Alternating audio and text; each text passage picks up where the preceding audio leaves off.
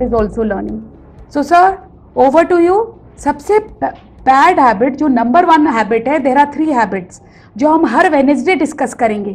तो आज मैं आपसे पूछना चाहती हूँ, लाइक इम्पल्सिव बाइंग, आपको क्या लगता है पेरेंट्स का क्या पैटर्न है, बच्चों पे क्या असर होता है impulsive buying, what is it? So Sumit sir. Yes sir. शुक्रिया। सबसे इम्पोर्टेंट बात यह है कि इम्पल्सिव बाइंग एक ऐसी आदत है जिसके हम सबसे ज़्यादा डिनायल में होते हैं।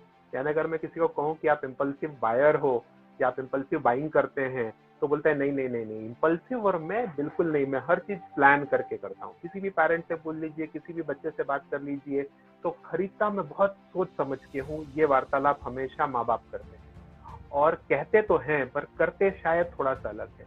2-3 बिहेवियर की बात करता हूँ जो कि बच्चों के अंदर एक बुरी आदत डेवलप करते हैं। इम्पल्सिव बाइंग का एक पैटर्न नजर आता है पेरेंट्स के अंदर कि जब भी कोई अच्छा दिन हो, कोई बर्थडे आ रहा हो, कोई अचीवमेंट जैसा हो रहा हो, तो माँ बाप बच्चे को पूछते हैं, यार तू क्या गिफ्ट चाहेगा इस बार, what would you like to buy, और बिल्कुल दिल खोल के खरीद के देते हैं।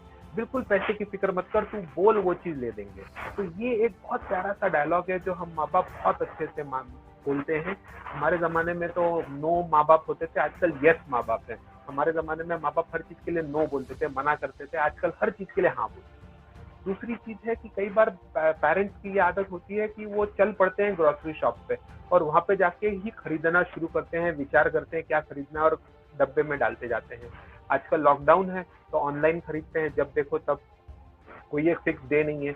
जब दिल आया तब ऑनलाइन गए, जाके खरीदा, उठाया और खरीद लाए।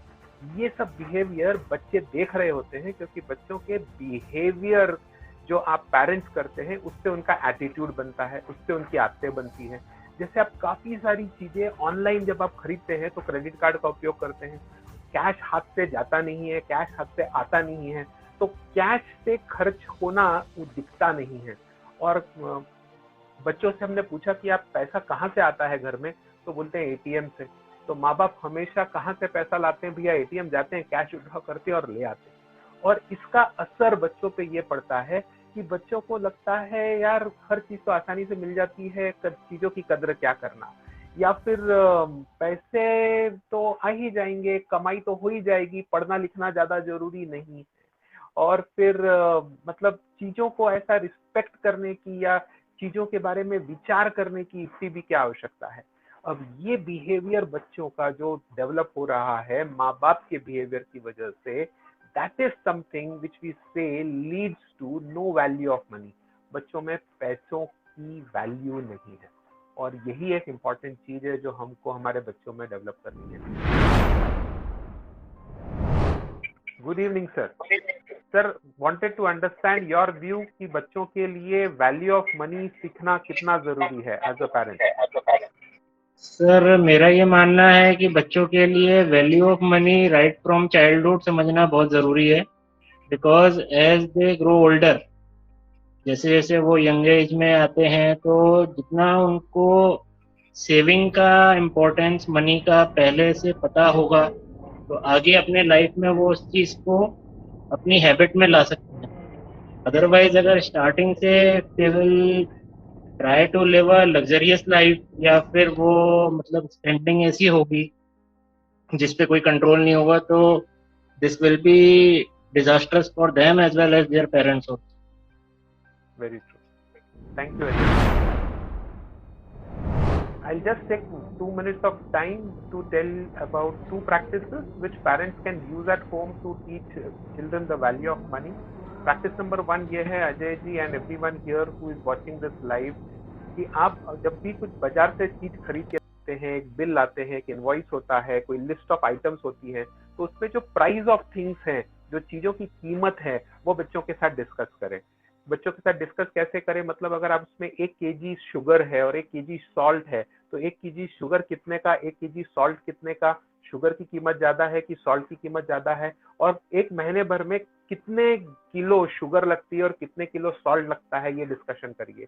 या आप एक डिटर्जेंट पाउडर लेके आते हैं या एक सोप लाते हैं, या फिर आजकल जो हम फिस यूज करते हैं हाथ क्लीन करने के लिए, तो वो सारी चीजों की क्या कॉस्ट आती है, या एक मैंगो कितने का है, और या फिर एक बनाना कितने का है और कितना समय लगता है, एक पिज्जा कितने का आता है और एक डबल रोटी कितने में बनती है, वो सब कीमतों का अगर आप डिस्कशन करें तो बच्चों में वैल्यू ऑफ मनी बढ़ती है। दूसरी चीज, हम हमेशा बच्चों को पूछते हैं आज आपने स्कूल में क्या पढ़ा, क्या नहीं पढ़ा, आज ऑनलाइन क्लास हुआ, क्या सीखा। हम कभी बच्चों को ये नहीं बताते हैं कि आज हमने ऑफिस में क्या किया। जैसे अजय जी SBI में काम करते हैं तो आज उन्होंने कस्टमर के लिए क्या वैल्यू एडिशन किया, उन्हें जो पगार मिलती है वो किस वजह से मिलती है। अगर आप एक बिजनेस पर्सन है तो आज आपने क्या प्रोडक्ट बेचा, क्या सर्विसेज बेची और उससे आपको पैसे कैसे मिले, उसके लिए आपको क्या स्किल्स की आवश्यकता है, क्या कुशलता की आवश्यकता है। तो आपको जो करना है उससे जो कौशल्य है और उस कौशल्य से जो आप सीखते हैं, वो सीखने का लर्निंग अर्निंग रिलेशनशिप बच्चे सीखते हैं, तभी वैल्यू ऑफ मनी सीखते हैं। और आखिरी चीज, आप कभी भी कोई भी चीज खरीदना चाहें तो एक शॉपिंग लिस्ट बनाएं। वो शॉपिंग लिस्ट दरवाजे पे लगा के रखें या अलमारी के ऊपर लगा के रखें, सब लोग मिलके वो शॉपिंग लिस्ट बनाएं और 5 दिन बाद 10 दिन बाद एक ही बार चीज खरीदिए। हर रोज जब देखो तब उठा के कुछ खरीद के लेके आ रहे हैं, ऐसा ना करें। हर दूसरे दिन शॉप पे जा रहे हैं, कभी भी ऑनलाइन जा रहे हैं, खरीद रहे नहीं। प्लान समथिंग, क्योंकि कोई भी और हर इंपॉर्टेंट चीज हम प्लान करते हैं। शादी की हम प्लानिंग करते हैं, पढ़ाई की हम प्लानिंग करते हैं, एग्जाम की हम प्लानिंग करते हैं, बिल्कुल वैसे ही कोई भी चीज बाय करने की भी हमने प्लानिंग करनी चाहिए। तो ये 3 प्रैक्टिसेस याद रखिए और अपने बच्चों को वैल्यू। अजय जी, बैंक में आप इतना कुछ बैंकिंग सीखते हैं, सिखाते हैं, सब कुछ करते हैं, ऑफिस में काम करते हैं। How about teaching kids about banking at home? आपको लगता है आपके बच्चे बैंकिंग वगैरह अगर आप थोड़ा बहुत समझाएं तो सीख जाएंगे या समझते हैं वो banking? Sir, I have a daughter. She is 8 years old. और लास्ट 1 ईयर से जब से कोविड हुआ है स्टार्ट ये, तो शी इज मतलब her schools are close and she is attending online classes, और वो अपनी मदर के साथ ही डेली जाती है ऑफिस बैंक में। एंड मोर और द लेस कि मतलब हाँ, हम लोग कोर बैंकिंग में काम करते हैं तो वो तो उसको नहीं दे सकते hands on experience because she is too old for too little for this. But ये है कि सिस्टम चालू करना, उसके अंदर लॉगिन कैसे करते हैं, एंड उसके बाद MS word, MS Excel, she has started learning basics of this. तो धीरे धीरे वो मतलब लर्न कर रही है।